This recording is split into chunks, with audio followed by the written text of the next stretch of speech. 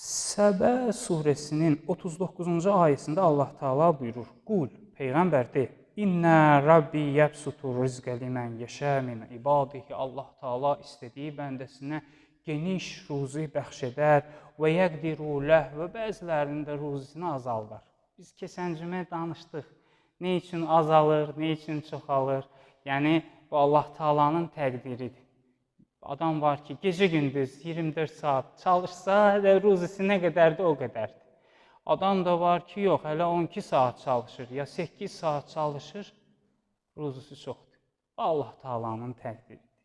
Nə üçündür bu? Səbəb nədir? Xeyirlisi budur. Mən bunu ona görə demirəm ki, bu aciz adamın sözüdür, bu gücsüz adamın sözüdür, bu bacarıqsız adamın sözüdür. Yox. İnsan razı olmalıdır. Bir sıra şeylər var ki, həyatda gərək ona razılaşaq.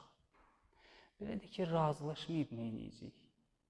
Əgər Allah Taala sənə bu qədər ruzini qərar veribsə, bu sənin payındır. Buna razı olmalısın. Və daha sonra Allah Taala buyurur ki, "Fəhuvə yuxlifuhu." Siz Allah üçün nə xərcləyirsiniz, Allah onun sizin əvəzini verir. Nə ki Allah üçün xərcləyirik biz, Allah onun əvəzini verir. Və huvə yuxlifuhu. Nə Allah üçün veririk, Allah onun mütləq şəkildə əvəzini verir. Və huvə xeyrur raziqin. O ruzi verənlərin ən xeyirlisidir. Və huvə xeyrur raziqin.